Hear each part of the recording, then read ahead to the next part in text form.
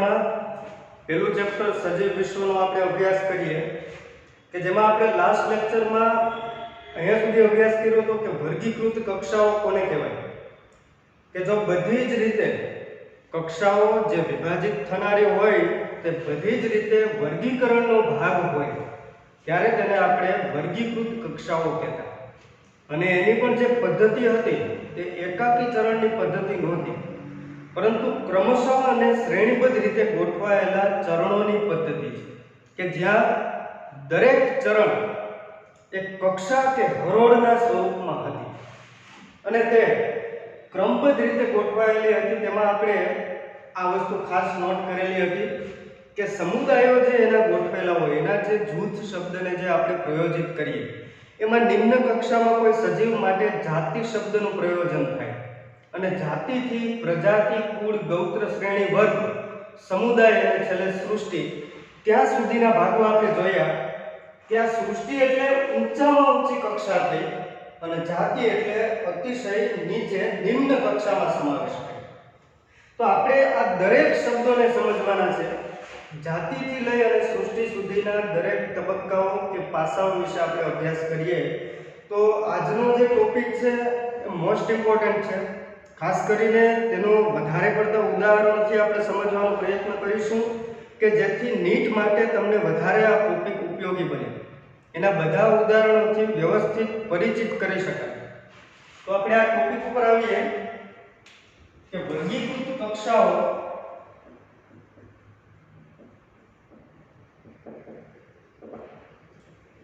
એમાં આપણે નિમ્ન સ્તરથી ઉચ્ચ સ્તર સુધીના દરેક પાસાઓનો અભ્યાસ કરીએ તો પહેલી વાત કરીએ આપણે જાતિ એટલે કે સ્પીસીસ। તો જાતિ કોને કહેવાય એની સામાન્ય વ્યાખ્યાથી તમે પરિચિત છો કે વધુમાં વધુ લક્ષણોમાં સામ્યતા ધરાવતા સજીવો મળીને જાતિની રચના કરે એટલે કે એક જાતિના બધા જ સદસ્યો બધા જ સભ્યો દેખાવમાં એક સમાન હોય તેમના બાહ્ય લક્ષણોમાં સામ્યતા ધરાવતા હોય અને જાતિના સદસ્યો માટે તો એવું પણ કહી શકાય કે તેની આંતરિક દેહ ધર્મ વિદ્યામાં પણ તેઓ સામ્યતા ધરાવે છે। હવે એને વ્યાખ્યાના સ્વરૂપમાં આપણે જોઈએ તો જાતિ શબ્દ કોઈ પણ સજીવને જાતિ તરીકે જ આપણે ઓળખીએ। મૂળભૂત લક્ષણોમાં સમાનતા ધરાવતા સજીવો મળીને જાતિની રચના કરે છે એટલે તેના મૂળભૂત લક્ષણ તેના બધા જ પાયાના લક્ષણોમાં સમાનતા જોવા મળતી હોય તો આવા લક્ષણો ધરાવતા દરેક સજીવો એક જાતિમાં સમાવેશિત કરી શકાય। એટલે તેને બીજા અર્થમાં આપણે એવું કહીએ કે મૂળભૂત લક્ષણો ઘણા બધા એવા હશે એટલે વધુમાં વધુ લક્ષણોમાં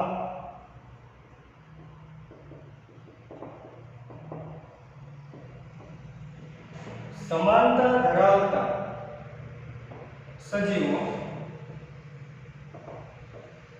મળીને જાતિની રચના કરે છે। એના પ્રત્યેક લક્ષણો સમાન હોય છે એટલે આવા બધા સજીવો એક જ સમૂહમાં તમે મૂકી શકો જાતિ। હવે આપણે સ્પીસીસમાં જો વધુ સમજવાનો પ્રયત્ન કરીએ ઉદાહરણોથી તો જેમ તમે સાર્વત્રિક નિયમોથી પરિચિત છો અને આ નિયમોને આધારે જીવશાસ્ત્રીય નામ આપવામાં આવેલા હતા એટલે તેના વૈશ્વિક નામ જીવ વૈજ્ઞાનિક નામ આપવામાં આવેલા હતા। આવા નામથી પણ તમે પરિચિત છો કે કોઈ પ્રજાતિ અને જાતિ આ બે શબ્દો મળી અને એક વૈજ્ઞાનિક નામ બનતું હોય। તેના નિયમોને આધારે આપણે આંબા માટેનું વૈજ્ઞાનિક નામ જોયેલું હતું કે જે હતું મેન્જીફેરા ઇન્ડિકા। જ્યાં મેન્જીફેરા એક પ્રજાતિ છે પરંતુ તેના પછીનો જાતિ સંકેત પ્રત્યય એટલે ઇન્ડિકા જે જાતિ શબ્દનું સૂચન કરતું। તો આપણે એવા કેટલાક ઉદાહરણો જોઈએ। આંબો, મનુષ્ય, વનસ્પતિમાં જોઈએ તો બટેટાનું એક ઉદાહરણ લઈએ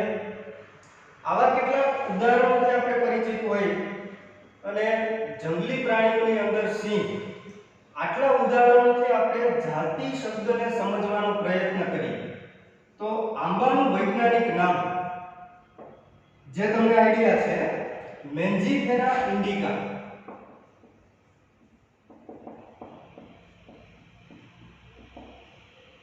એટલે આપણે તેને વૈજ્ઞાનિક રીતો પ્રમાણે લખીએ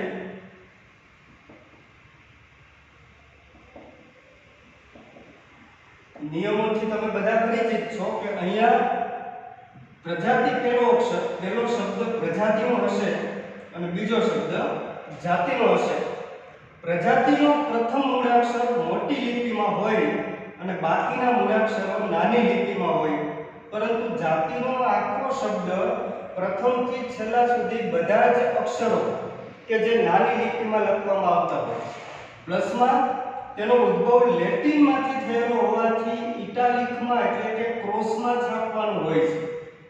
ખરેખર આ હસ્તલેખિત લખીએ એટલે નીચે આડી લીટી પણ કરવાની હોય, પણ આપણે સરળતા ખાતર ફક્ત એના ઉદાહરણો જોવાના છે. તો મેન્જીફેરા ઇન્ડિકા કે જે આંબાનું વૈજ્ઞાનિક નામ છે, કેવી રીતે આપણે વાત કરીએ મનુષ્ય માટે. મનુષ્યનું વૈજ્ઞાનિક નામ હોમો સેપિયન્સ, એટલે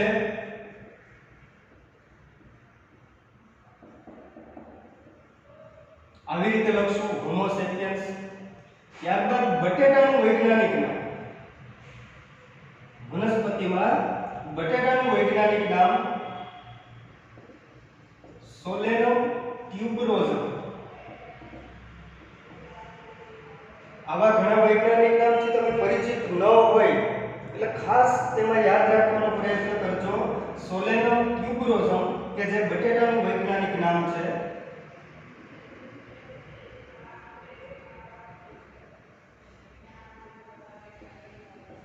જેને આપણે આવી રીતે લખશું. હવે છેલ્લું ઉદાહરણ જોઈએ સિંહ માટેનું કે જેનું વૈજ્ઞાનિક નામ છે પેન્થેરા લિયો.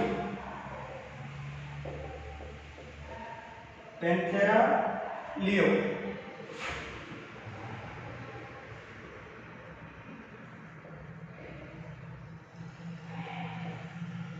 જેને આપણે આવી રીતે લખશું પેન્થેરા લિયો.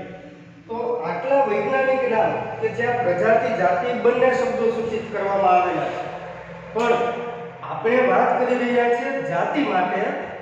તો એઝ યુ નો તમને ખબર છે એવી રીતે કે પ્રજાતિ અને જાતિમાં બીજું નામ જાતિનું લખાતું હોય, એટલે આંબો, મનુષ્ય, બટેટા અને સિંહના અનુક્રમે જાતિઓ થઈ ઇન્ડિકા, સેપિયન્સ, ટ્યુબરોઝમ અને લિયો. એટલે સિંહ માટે એટલે પહેલા જોઈએ આંબા માટેની જાતિ ઇન્ડિકા છે. કેવી રીતે? મનુષ્યની જાતિ સેપિયન્સ, બટેટાની જાતિ ટ્યુબરોઝમ અને લાસ્ટમાં જોઈએ સિંહની જાતિ એ છે લિયો. અહીંયા આપણે ચાર જાતિઓ વિશે ચર્ચા કરી, જે દરેક જાતિઓ એકબીજાથી તદ્દન ભિન્ન છે. તેમના ઉદાહરણો આપણે એવી રીતે સેટ કર્યા કે ત્યાં બધી જાતિઓ એકબીજાથી તદ્દન ભિન્ન છે, પરંતુ એવું બને કે કેટલીક વાર નજીકના સંબંધો ધરાવતી જાતિઓ હોય તો તે જાતિઓના સભ્યો એકબીજાથી ભિન્નતા ધરાવતા હોય, પરંતુ ભિન્નતાઓમાં થોડો ઘણો ઘટાડો હોય. એટલે કે બે તદ્દન ગાઢ રીતે જોડાયેલી જાતિઓ હોય કે જેમના લક્ષણોમાં સામ્યતાનું પ્રમાણ વધારે હોય અને ભિન્નતાનું પ્રમાણ ઓછું હોય, ત્યારે પણ તમે બે જાતિઓને એકબીજાથી અલગ પાડી શકો. કારણ કે તેમાં કેટલાક બાહ્યાકાર લક્ષણો એવા હશે કે જે બંને જાતિના સભ્યોને એકબીજાથી અલગ પાડે છે. એટલે એક જાતિના બધા સભ્યોમાં મહત્તમ સમાનતા હોય, પણ એકથી બીજી જાતિ તરફ જઈએ તો એક જાતિ કરતાં અન્ય જાતિના સજીવોમાં થોડા ઘણા પ્રમાણમાં પણ ભિન્નતા જોવા મળતી હોય. એટલા માટે બે જાતિઓ એકબીજાથી ભિન્ન લક્ષણો ધરાવતી હોય છે. હવે આગળ આપણે વાત કરીએ કે આ દરેક માટે જે પછીનો શબ્દ હતો તે હતું બધા માટેની જાતિ. પરંતુ પહેલો જે શબ્દ છે એટલે કે મેન્જીફેરા, હોમો, સોલેનમ, પેન્થેરા, આ પ્રત્યેક શબ્દો જાતિ પછીનો ઉચ્ચ વર્ગ, જાતિ પછીનો ઉચ્ચ કક્ષા કે વર્ગ રજૂ કરે પ્રજાતિ. એટલે જાતિ પછીનું ઉચ્ચ સ્તર રજૂ થાય છે પ્રજાતિ. તો આના સિવાયના જે ભાગ વધ્યા એટલે કે મેન્જીફેરા આંબા માટે, હોમો કે જે મનુષ્ય માટે, સોલેનમ બટેટા માટે અને પેન્થેરા કે જે સિંહ માટેની પ્રજાતિ સૂચિત કરે છે. પ્રથમ શબ્દો બધા સજીવો માટેની પ્રજાતિ સૂચિત કરે છે અને આ પ્રજાતિ એટલે જાતિ પછીનું ઉચ્ચ વર્ગ. પ્રજાતિ શબ્દ અહીંયા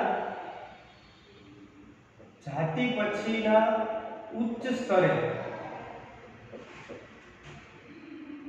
આવતી કક્ષાની રજૂઆત કરે, કક્ષાનું પ્રતિનિધિત્વ કરે છે. તો આપણે વાત કરીએ કે કોઈ એક પ્રજાતિના સમાવેશ સભ્યો એટલે એક પ્રજાતિમાં ઘણી બધી જાતિઓ હોઈ શકે. પ્રજાતિ મોટો વર્ગ છે એટલે કે તેનું વર્ગ જાતિ કરતા ઉચ્ચ સ્તરે આવતું હોય તો એક પ્રજાતિમાં અનેક જાતિઓનો સમાવેશ થઈ શકતો હોય. એટલે એક જ પ્રજાતિમાં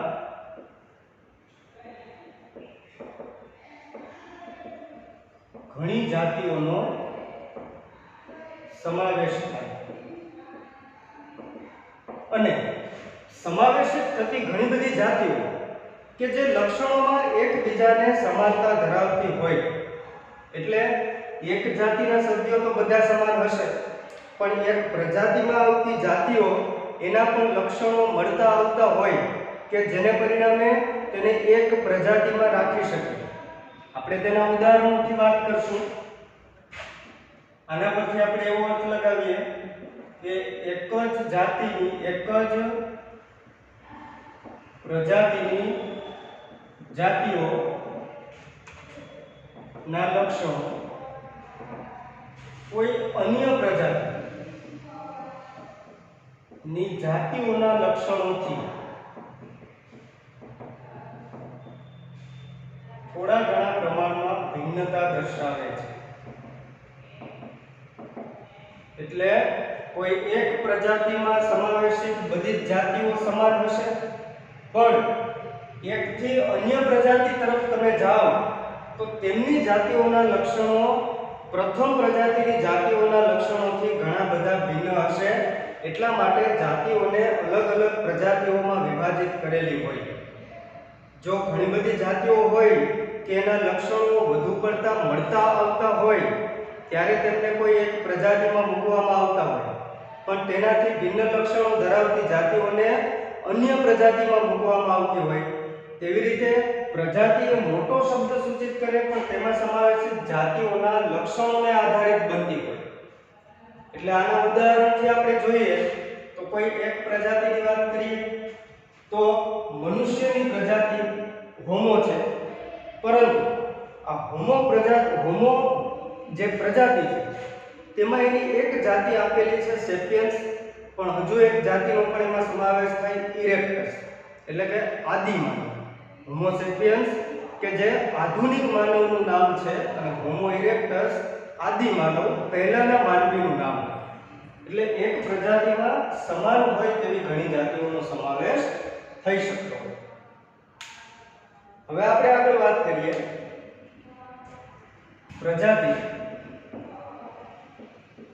પ્રજાતિ કોને કહીશું? પ્રજાતિ એટલે જીનસ.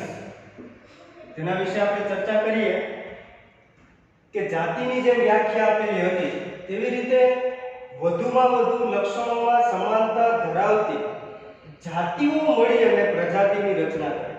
એટલે કે નજીકના કે ગાઢ સંબંધ ધરાવતી જાતિઓને એક પ્રજાતિમાં મૂકવામાં આવે. નજીકના કે ગાઢ સંબંધ ધરાવતી જાતિઓને એક પ્રજાતિમાં મૂકવામાં આવતા હોય. એનો અર્થ એમ થાય કે જો જાતિઓ ભિન્ન પ્રકારની હોય એટલે કે એક પ્રજાતિની જાતિઓ કે જેમના લક્ષણો મળતા આવતા હશે એટલે આવી જાતિઓને એક પ્રજાતિમાં રાખી શકીએ. પણ આ પ્રજાતિની જાતિઓના લક્ષણો અન્ય પ્રજાતિની જાતિ કરતા ભિન્ન હશે. એટલે ભિન્ન લક્ષણો ધરાવતી જાતિઓનો સમાવેશ કોઈ અલગ પ્રજાતિમાં થતો હોય. એવી રીતે આપણે પ્રજાતિની વ્યાખ્યા કરીએ કે ગાઢ કે નજીકના સંબંધો ધરાવતી અને લક્ષણોમાં વધુ સામ્યતા ધરાવતી એટલે કે સમાનતા ધરાવતી જાતિઓ મળીને કે જાતિઓના સમૂહને પ્રજાતિની રચના કરે છે. તો અહીંયા આપણે અભ્યાસ કર્યો કે જેમ જાતિઓના સભ્યો સમાન હશે તેવી રીતે એક જાતિથી બીજી જાતિ તરફ જતા તેમાં લક્ષણોમાં સમાનતા નહીં પણ ભિન્નતા જોવા મળતી હોય. એવી રીતે ગાઢ કે નજીકના સંબંધો ધરાવતી જાતિઓ મળે ત્યારે તેમાંથી પ્રજાતિની રચના થાય. હવે એમાં લક્ષણોમાં સમાનતા કરતાં ભિન્નતા વધારે હોય તો આવી જાતિઓનો તે પ્રજાતિમાં સમાવેશ કરી શકાય નહીં. એટલે પ્રજાતિઓ જુદી જુદી હોય તો એમની જાતિઓના લક્ષણો પણ બદલાતા હોય. એવી રીતે આપણે પ્રજાતિને કેટલાક ઉદાહરણથી સમજવાના પ્રયત્નો કરીએ. આપણે વનસ્પતિ માટે કોઈ ઉદાહરણ લઈએ. વનસ્પતિ માટે અગાઉ આપણે વાત કરી કે બટેટા કે જેની પ્રજાતિ છે સોલેનમ. તો સોલેનમ પ્રજાતિ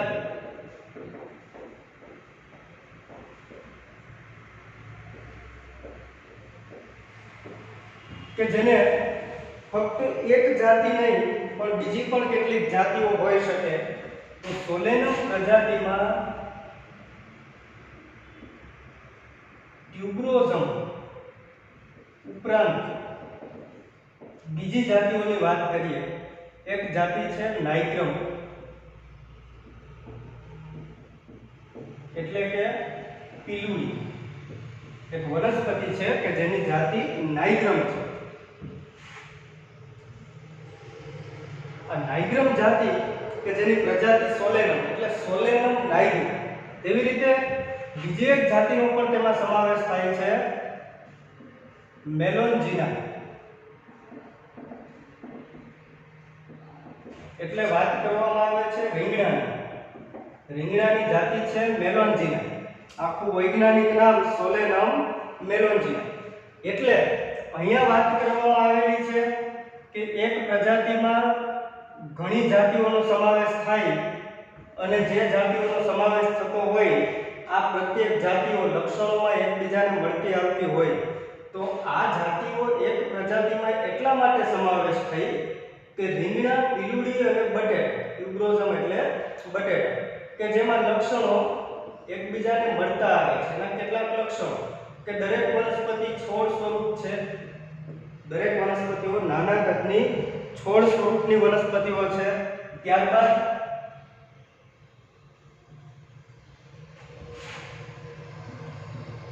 એમના લક્ષણોમાં દરેક વનસ્પતિ છોડ સ્વરૂપની વનસ્પતિ છે. ઉપરાંત શાકીય વનસ્પતિ છે એટલે શાકભાજીમાં ઉપયોગ લઈ શકાય તેવી અને નાના કદની વનસ્પતિ છે. બીજી વાત કે આ વનસ્પતિ પુષ્પીય લક્ષણોમાં સમાનતા ધરાવે. તો આવા લક્ષણોની વાત કરીએ કે જ્યાં દરેક વનસ્પતિ એકબીજાને મળતી આવે છે એટલે તેમની જાતિઓને કોઈ એક પ્રજાતિમાં સમાવેશ કરવામાં આવે. તેનાથી વિરુદ્ધ કેટલીક જાતિઓના લક્ષણો જો અલગ હોય તો તેનો સમાવેશ આ પ્રજાતિમાં કરી શકાય નહીં. એવી રીતે જો આપણે પ્રાણીઓ માટે વાત કરીએ,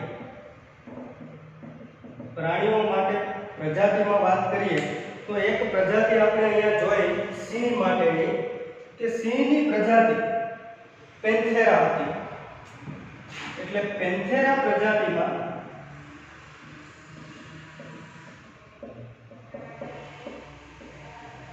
કે જે લિયો ઉપરાંત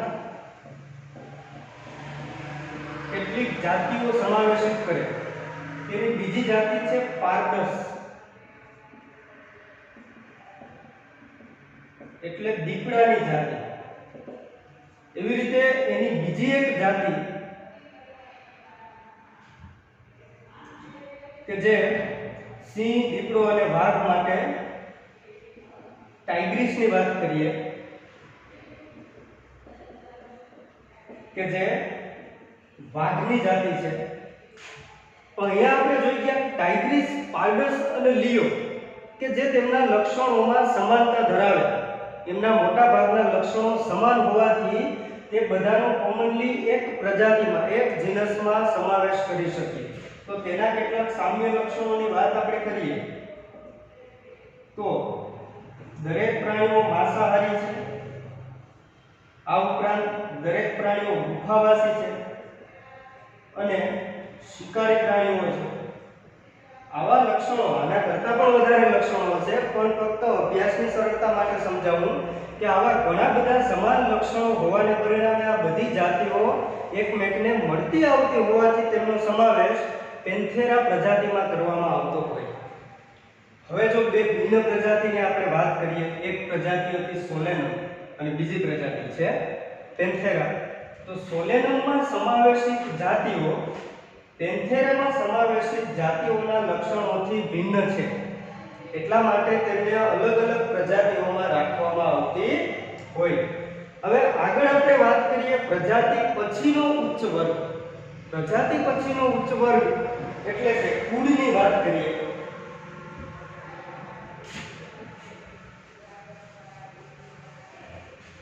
તો કુળ એટલે કે ફેમિલી શબ્દથી આપણે પરિચિત થઈએ કે જ્યાં ઘણી બધી સમાન પ્રજાતિઓ મળી અને કોઈ એક કુળની રચના કરે છે.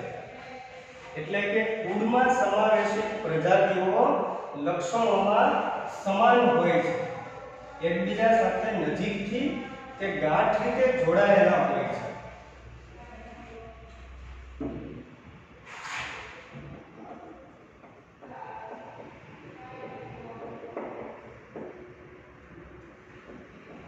કુળની વ્યાખ્યા એવી રીતે આપશો, લક્ષણોમાં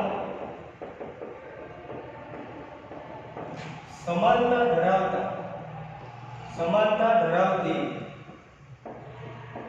પ્રજાતિઓ મળીને કોઈ એક કુળની રચના કરે છે. પરંતુ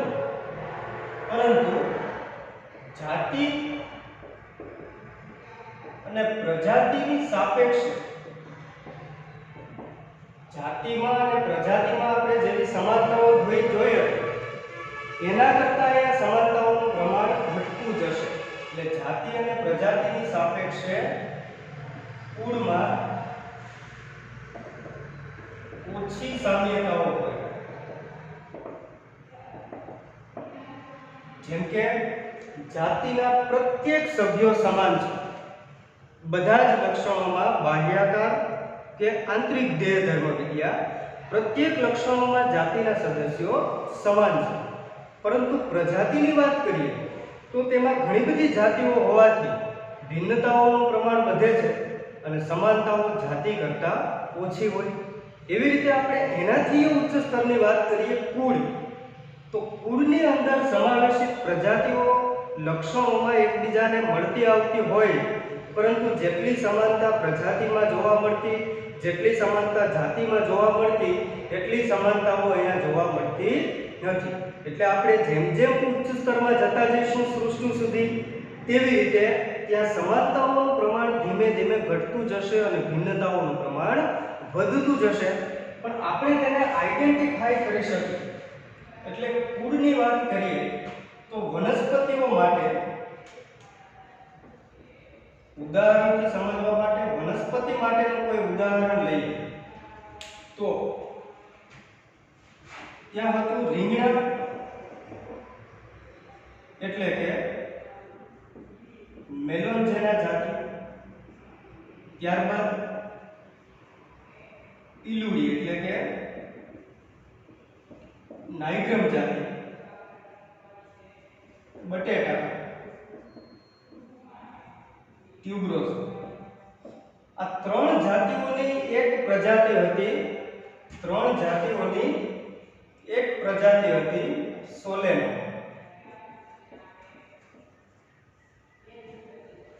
એની જેમ સોલેનમ જેમ એક પ્રજાતિ છે, એવી એક બીજી પ્રજાતિની આપણે વાત કરીએ કે સોલેનમ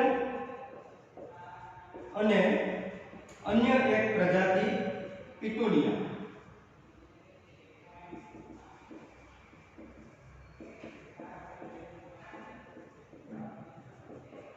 આ બંને પ્રજાતિ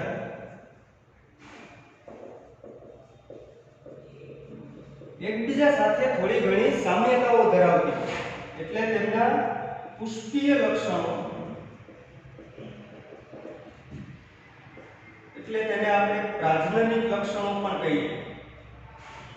પુષ્પીય લક્ષણો એટલે પુષ્પ પ્રજનન માટેનું અંગ હોવાથી પુષ્પીય લક્ષણોને પ્રાજનનિક લક્ષણો પણ કહીએ. તેમના પુષ્પીય લક્ષણો અને તેમના વાનસ્પતિક લક્ષણોમાં સમાનતા ધરાવે છે.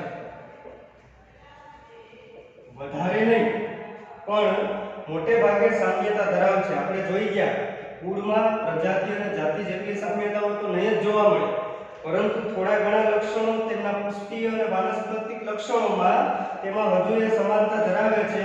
એટલે આ બંને પ્રજાતિઓનો એક જ કુળમાં સમાવેશ થાય.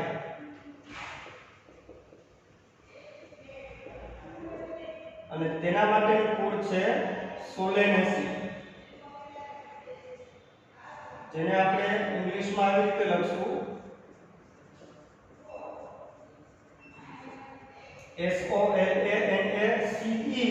SOLANACEAE. સ્પેલિંગ યાદ રાખજો. આ સોલેનેસી કુળ છે કે જેમાં બે પ્રજાતિઓ સોલેનમ અને પેટુનિયાનો સમાવેશ છે. હવે આગળ આપણે વાત કરીએ કે આના સિવાયનું પણ એક ઉદાહરણ જોઈએ. પેટુનિયાની સાથે ધતુરા. આજે પ્રજાતિ આપેલી છે સોલેનમના જેવી પેટુનિયા અને ધતુરા, તેનો સમાવેશ પણ સોલેનેસી કુળમાં થાય. આમ વનસ્પતિ માટે આપણે જોયું, એવી રીતે આપણે પ્રાણી માટે ચર્ચા કરીએ. પ્રાણીઓ માટે જો ઉદાહરણ છે આપણે સમજીએ કુળ શબ્દને, તો વાઘ એટલે તેના માટેની જાતિ હતી પેન્થેરા ટાઇગ્રિસ. તેવી રીતે સિંહ માટે જાતિ લિયો અને દીપડાની જાતિ પાર્ડસ. આ ત્રણેય જાતિઓની લક્ષણોની સામ્યતાને આધારે તેઓને એક જ પ્રજાતિમાં રાખવામાં આવેલા હતા. પ્રજાતિ છે પેન્થેરા.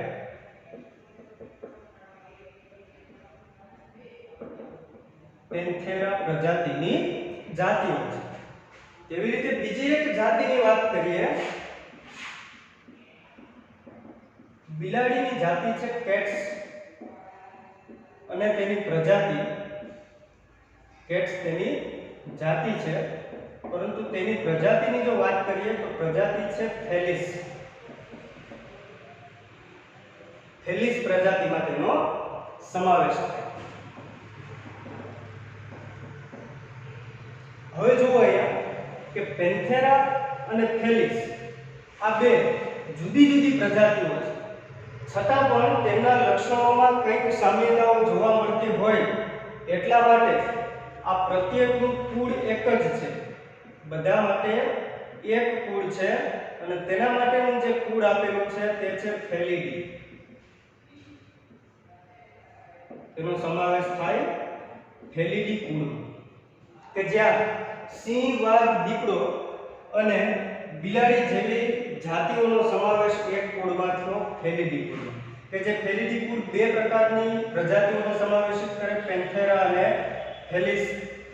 તો આવી રીતે આપણે જોઈએ કે આગળ વનસ્પતિ માટે જોઈ ગયા, પ્રાણીઓ માટે જોઈ ગયા, તો કુળ શબ્દ કઈ રીતે સૂચિત કરવામાં આવેલો છે કે જ્યાં લક્ષણોમાં વધુ સામ્યતાઓ ધરાવતા હોય, લક્ષણોમાં વધુ સામ્યતાઓ ધરાવતા હોય તેને આધારે તેમની પ્રજાતિઓ કોઈ એક કુળમાં મૂકવામાં આવતી હોય, તેવી રીતે તેના લક્ષણોમાં જો ઓછી સામ્યતાઓ હોય તો તેવી પ્રજાતિઓને ભિન્ન કુળમાં રાખવામાં આવતી હોય. હવે આગળ આપણે વાત કરીએ કુળ પછીનો શબ્દ એટલે કે ગૌત્રની વાત કરીએ.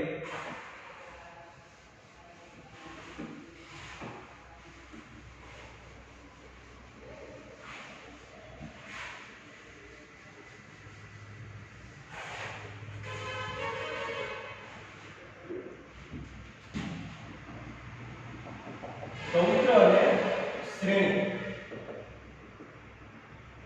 આ બંને શબ્દો સેમ છે, જેને આપણે ઓર્ડર તરીકે ઓળખીએ. ઓર્ડર એટલે એનો ક્રમ. હવે ગૌત્ર કે શ્રેણી કઈ રીતે બને તો સમાન લક્ષણો ધરાવતા કુળ મળીને ગૌત્ર કે શ્રેણીની રચના કરે. ત્યાં પણ લક્ષણોમાં સામ્યતાનું પ્રમાણ પહેલા કરતા ઘટતું જશે. એટલે જાતિ, પ્રજાતિ અને કુળ કરતા અહીંયા લક્ષણોમાં એટલી બધી સામ્યતાઓ જોવા નહીં મળે, પરંતુ જેટલા પણ લક્ષણો સમાન છે તેને આધારે આવા કુળ મળી અને ગૌત્રની રચના કરે છે. હવે ત્યાં ખાસ કરીને તેમના પ્રાજનનિક લક્ષણોને ધ્યાનમાં લેવાય છે.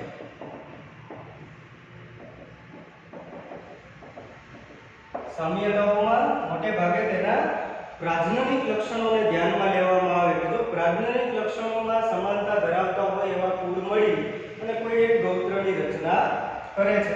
તો આપણે કેટલાક એવા કુળની વાત કરી ગયા કે જો આપણે વાત કરીએ પ્રાણીઓની અંદર કે વનસ્પતિની અંદર, તો પ્રથમ આપણે જોઈએ વનસ્પતિ માટે કે જ્યાં કેટલાક કુળનો અભ્યાસ કર્યો. આપણે એક કુળ જોયું સોલેનેસી.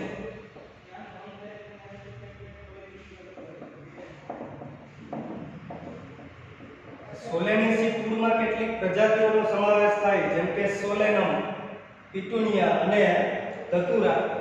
એવી રીતે બીજો એક કુળ છે કોન્વોલ્વુલેસી.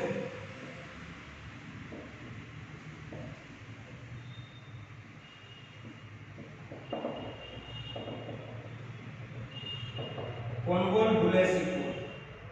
અહીંયા જે બે કુળ આપેલા છે તે તેમના પુષ્પીય લક્ષણો એટલે કે પ્રાજનનીય લક્ષણોમાં હજુ પણ સમાનતા ધરાવે છે. એટલા માટે તેમના આવા લક્ષણોને ધ્યાનમાં રાખી અને આ બંને કુળને કોઈ એક ગૌત્રમાં સમાવેશિત કરવામાં આવે તો આ બંને કુળ માટેનું એક ગૌત્ર તે છે પોલિમોનિયલ્સ.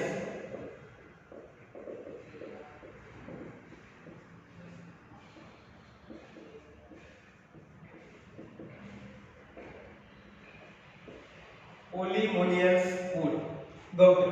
આ પોલિમોનિયલ્સ ગૌત્રમાં સોલેનેસી અને કોન્વોલ્વુલેસી જેવા લક્ષણોમાં સામ્યતા ધરાવતા કુળનો સમાવેશ થતો હોય. એવી જ ઉદાહરણની રીતે આપણે પ્રાણીઓ માટે જોઈએ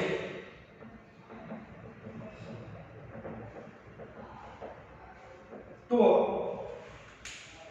સિંહ, વાઘ અને બિલાડીનું કુળ એક હતું. સિંહ માટેનું વાઘ, દીપડો, બિલાડી આ બધા જ ઉદાહરણો જે આપણે પ્રજાતિ જાતિથી સમજી ગયા કે જેનું કુળ હતું ફેલિડી. સિંહ, વાઘ, દીપડો કે જે પેન્થેરા પ્રજાતિમાં આવતા, બિલાડી કે જે ફેલિસ પ્રજાતિમાં આવે છે પરંતુ તેનું કુળ હતું ફેલિડી.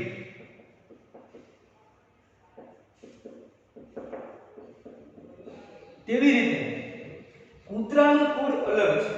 એટલે કે આના સિવાયના પ્રાણીમાં ઉદાહરણ તરીકે લખીએ તો કૂતરાનું કુળ કેનિડી છે.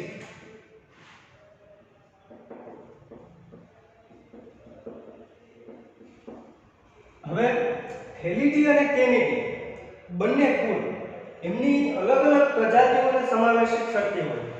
અહીંયા કૂતરાની જાતિ અને પ્રજાતિનો સમાવેશ થાય તો ત્યાં બિલાડી, વાઘ અને સિંહની પ્રજાતિ અને જાતિઓનો સમાવેશ છે. પરંતુ આ બંને હજુ પણ લક્ષણોમાં કોઈ રીતે સમાનતા ધરાવતા હોય. સમાનતા એવી છે કે અહીંયા બંને માંસાહારી પ્રાણીઓ છે. સિંહ, વાઘ, બિલાડી, કૂતરો દરેક ભલે અલગ અલગ કુળમાં સમાવેશિત છે, પરંતુ તેમનું એક લક્ષણ કે તે ખોરાક તરીકે માંસનો ઉપયોગ કરે, એટલા માટે તે માંસાહારી પ્રાણીઓ હોવાથી લક્ષણોમાં જે સામ્યતા આપણે જોવા મળી તેના આધારે તેમનું ગૌત્ર એક જ છે. ગૌત્ર કે શ્રેણી છે કાર્નિવોરા.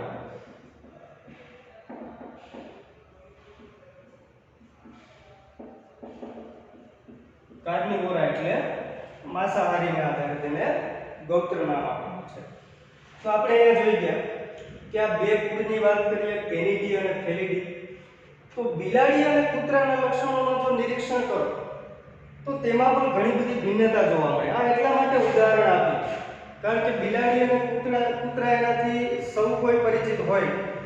કેમ કે જે આપણી આજુબાજુનું વાતાવરણમાં, આપણી આજુબાજુના ક્ષેત્રમાં આપણે તેને રોજબરોજ નિરીક્ષણ કરતા હોય, જોતા હોય, એની સાપેક્ષે સિંહ, વાઘ, દીપડો જે આપણે રોજ નથી જોતા, એટલે એમનું નિરીક્ષણ કરતા પણ બિલાડી અને કૂતરા વચ્ચેનું તમે નિરીક્ષણ સ્પષ્ટ રીતે કરી શકો ત્યારે તમે તેમાં નોંધી શકો કે આ બંને પ્રાણીઓમાં ઘણી બધી ભિન્નતાઓ જોવા મળે છે. એટલે સમાનતાઓ કરતાં ભિન્નતાઓનું પ્રમાણ ત્યાં વધારે છે. બિલાડી કે જે માંસાહારી પ્રવૃત્તિ ધરાવે, શિકારી પ્રાણી છે અને તેમનો બાહ્ય દેખાવ સામાન્ય રીતે સિંહ, વાઘ અને દીપડાને થોડો ઘણો મળતો આવે છે. એટલા માટે બિલાડી અને સિંહ, વાઘ, દીપડાનું કુળ એક જ છે, પણ તેના કરતાં લક્ષણોમાં ભિન્નતા હોવાથી કૂતરાનું કુળ અલગ છે. પણ આ બંને કુળ હજુ પણ એક લક્ષણમાં સામ્યતા ધરાવે કે તે માંસાહારી પ્રાણીઓ છે. એટલા માટે તેમનું ગૌત્ર છે એક કાર્નિવોર. હવે આપણે આગળ વાત કરવાની છે ગૌત્ર પછી ગૌત્ર શ્રેણી અને તેની ઉપરનો વર્ગ એટલે વર્ગની વાત કરીએ. હવે પછીનો ટોપિક છે વર્ગ એટલે કે ક્લાસ.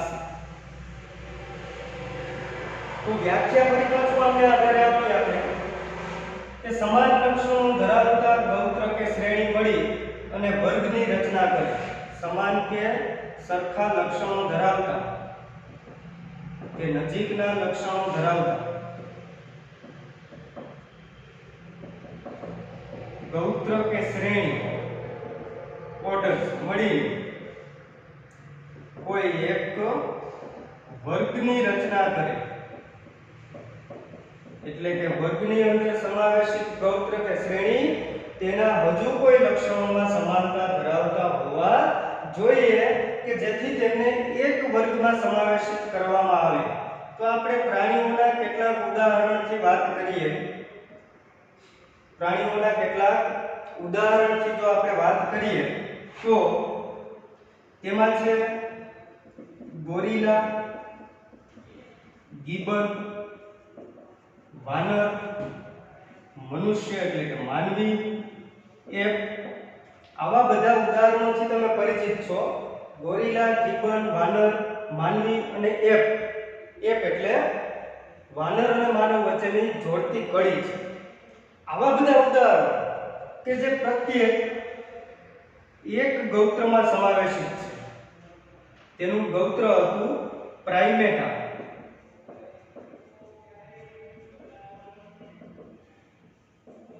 તે પ્રત્યેક સજીવો પ્રાઇમેટા ગૌત્રમાં સમાવેશિત છે. કારણ કે તે બધા જ સજીવો શાકાહારી છે. જેના લક્ષણોમાં તેઓ ખોરાકની કે આહારની શ્રેણીની બાબતમાં શાકાહારી પ્રાણીઓ છે. એટલા માટે તે પ્રત્યેક એક ગૌત્ર પ્રાઇમેટામાં સમાવેશિત છે.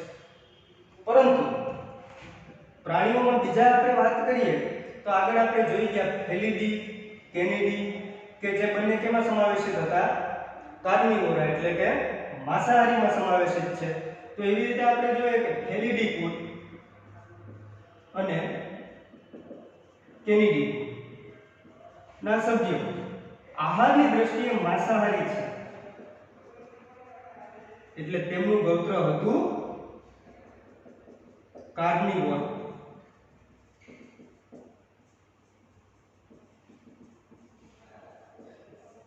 તો આપણે અહીંયા વાત કરીએ કે ગૌત્ર પ્રાઇમેટા અને ગૌત્ર કાર્નિવોરા આ બંને એને એક વર્ગમાં મૂકવામાં આવશે, કારણ કે ભલે તેમાંના કેટલાક સજીવો માંસાહારી ગૌત્રના છે, કેટલાક શાકાહારી ગૌત્રના છે, પણ તેમાં પણ તેના લક્ષણોમાં હજુ કંઈક સામ્યતા હશે કે તે પ્રત્યેક સજીવો સસ્તન છે, પ્રત્યેક સજીવોનો વર્ગ છે સસ્તન.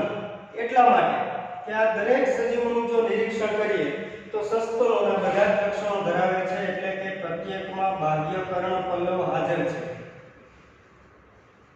બાહ્ય કર્ણપલ્લવની હાજરી ધરાવે છે.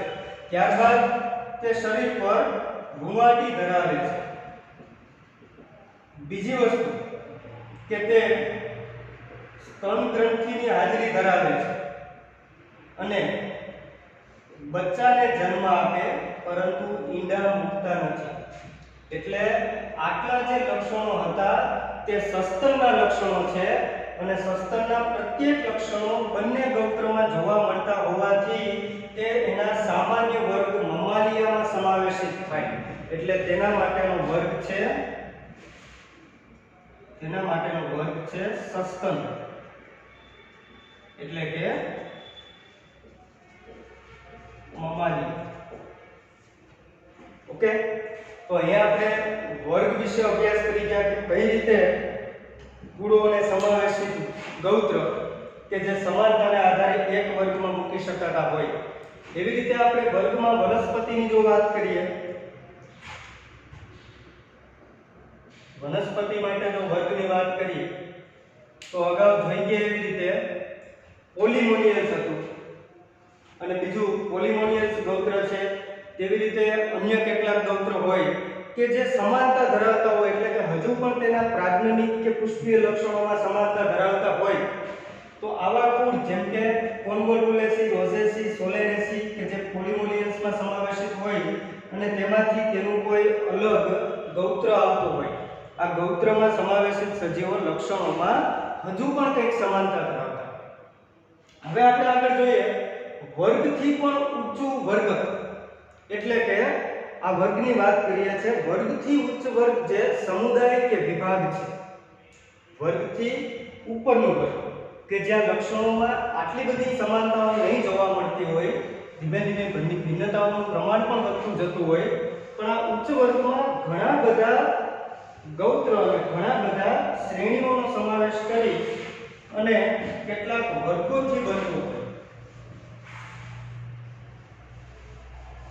તો આપણે જોઈએ આગળ સમુદાય કે વિભાગ.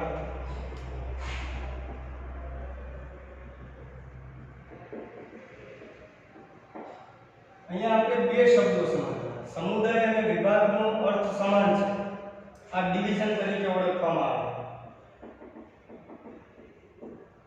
બંનેનો અર્થ એનો મીનિંગ કોમન છે, પરંતુ સમુદાય શબ્દ પ્રાણીઓના વર્ગોના સમૂહથી બને, એટલે કે પ્રાણીઓના સમાન વર્ગો ભેગા મળી અને સમુદાયની રચના કરે, જ્યારે વિભાગ શબ્દ વનસ્પતિ માટે છે, ડિવિઝન કે જે વનસ્પતિના વિવિધ સમાન વર્ગોના સમૂહથી બને છે. વનસ્પતિના ઘણા બધા એવા વર્ગો હશે કે જેના લક્ષણોમાં હજુ એ સામ્યતા ધરાવતા હોય, ત્યારે તેનો સમાવેશ વિભાગમાં કરવામાં આવતો. વર્ગથી ઊંચું સ્તર પ્રાણી માટે સમુદાય હશે અને વર્ગથી ઊંચું સ્તર વનસ્પતિઓ માટે વિભાગ તરીકે યાદ રાખશું. તો આપણે પહેલા કેટલાક સમુદાયની વાત કરીએ. સમુદાય પ્રાણી સમૂહ, તો એક વર્ગથી આપણે પરિચિત છે સસ્તન વર્ગ, મમલ્સ.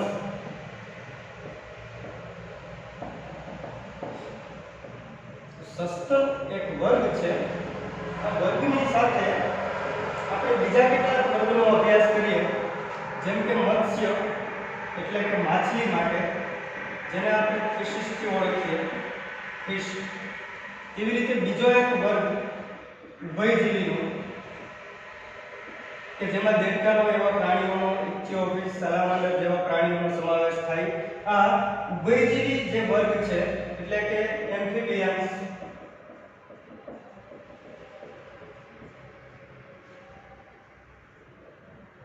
બીજો એક વર્ગ વિહગ એટલે કે બર્ડ્સ અને સરીસૃપનો વર્ગ જેને આપણે રેપ્ટાઇલ્સ થી ઓળખીએ. તો અહીંયા 5 વર્ગોની વાત કરીએ. સસ્તન, મત્સ્ય, ઉભયજીવી, વિહગ અને સરીસૃપ એટલે કે મેમલ્સ, ફિશિસ, એમ્ફિબિયન્સ, બર્ડ્સ અને રેપ્ટાઇલ્સ. આ બધા વર્ગો તેમના કેટલાક લક્ષણોમાં હજુ એ સમાનતા ધરાવતા હોય, હજુ પણ કોઈક લક્ષણમાં ભિન્નતાઓ તો હશે જ, પરંતુ ક્યાંક ને ક્યાંક સમાનતા પણ જોવા મળતી હોય. એટલા માટે તે દરેક માટે એક સમુદાય રાખવામાં આવતો હોય કે પ્રત્યેક માટેનો કોઈ એક સમુદાય છે. તો અહીંયા આપેલા આ બધા જ વર્ગો મળીને કોઈ એક સમુદાયની રચના કરે, પરંતુ એના કેટલાક લક્ષણો કે જે સમાનતા ધરાવતા હોય એની આપણે પ્રથમ ચર્ચા કરીએ. લક્ષણોની સામ્યતા કઈ બાબતમાં છે તે જોઈએ. તો તેના લક્ષણોમાં તો જોવા મળતી સમાનતા એ છે મેરુદંડ.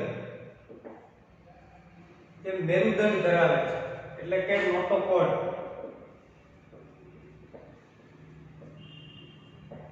અને મેરુદંડ એટલે કે પૃષ્ઠભાગે ઓલું ચેતાતંત્ર ધરાવે કે જે મેરુદંડના ભાગમાંથી પસાર થતું હોય, પૃષ્ઠભાગે ઓલું ચેતાતંત્ર ધરાવતા હોય. અને બીજી વસ્તુ કે તે તેની સાથે મેરુદંડ ધરાવતા હોય. એટલે અહીંયા આપણે વાત કરીએ હોલો ન્યુરલ સિસ્ટમ્સ અને નોટોકોડ. આ બંને વસ્તુઓ ધરાવે છે. એટલા માટે આવા સજીવોને મેરુદંડી સમુદાયમાં મૂકવામાં આવે. તેનો સમુદાય છે મેરુદંડી સમુદાય, કોર્ડેટા એટલે કે મેરુદંડી સમુદાયમાં તેને મૂકવામાં આવતા હોય. હવે આવા ઘણા બધા સમુદાય છે. મેરુદંડી જેવા ઘણા બધા સમુદાય હોય. જેમ કે તમે આગળના ચેપ્ટરમાં પ્રાણી સૃષ્ટિમાં તમે સમજશો કે જ્યાં સચ્છિદ્ર કંકતધરા હોય, કોષ્ઠાંત્રી, ત્યારબાદ શૂળત્વચી, એના પછી બીજા કેટલાક સમુદાય કૃમિઓના હોય, ચપટા કૃમિ, પટ્ટી કૃમિ, ત્યારબાદ મેરુદંડી. આ બધા સમુદાયો મળી અને એનાથી ઉચ્ચલા વર્ગની રચના કરે. એટલે કે બધા જ સમુદાયો પ્રાણીઓના છે, એટલા માટે તેને એક સર્વત્ર એક સૃષ્ટિમાં સમાવેશિત કરીએ, પ્રાણી સૃષ્ટિ. તો ત્યારબાદ આપણે એક ટોપિકની વાત કરીએ, સૃષ્ટિ, કે જ્યાં બધા જ સમાન એટલે કે બધા એક સરખા સમુદાયો ભેગા મળી અને એક સૃષ્ટિની રચના કરે. એવી રીતે જો બધા સમુદાય ભેગા થાય તો સમુદાય મળી અને પ્રાણી સૃષ્ટિની રચના કરે. અને હવે તમે સમજી શકો કે જો વિભાગ મળે તો તેમાંથી કઈ સૃષ્ટિ બનતી હોય, એટલે કે વનસ્પતિ સૃષ્ટિની રચના કરે. કારણ કે સમુદાય શબ્દ આપણે પ્રાણીઓ માટે વાપરીએ અને વિભાગ શબ્દ વનસ્પતિ માટે છે. કે જો સમુદાયો ભેગા મળે તો સૃષ્ટિ તરીકે પ્રાણી સૃષ્ટિની રચના કરે અને વિભાગ ભેગા મળે તો સૃષ્ટિ તરીકે વનસ્પતિ સૃષ્ટિની રચના કરે. તો આપણે અહીંયા બધા જ જાતિથી લઈ અને સૃષ્ટિ સુધીના શબ્દોથી પરિચિત થયા અને તેમના ઘણા બધા વૈજ્ઞાનિક નામ, જાતિ, પ્રજાતિ, આ ઉપરાંત તેમના કુળ, ગોત્ર વગેરે નામથી પણ તમે પરિચિત થયા, જે કદાચ તમારા માટે નવું પણ હોય. એટલે તેને યાદ રાખવાનો વ્યવસ્થિત પ્રયત્ન કરજો અને તેમના બધા ઇંગ્લિશ અને ગુજરાતી વર્ડથી પરિચિત થાઓ કે જે આગળના અભ્યાસમાં નીટ માટે પણ મહત્વપૂર્ણ ટોપિક છે. આના પછી આપણે આગળ કેટલાક વનસ્પતિ અને પ્રાણીઓના વૈજ્ઞાનિક નામથી લઈ એટલે ટૂંકમાં તેના જાતિથી સૃષ્ટિ સુધીના નામથી આપણે પરિચિત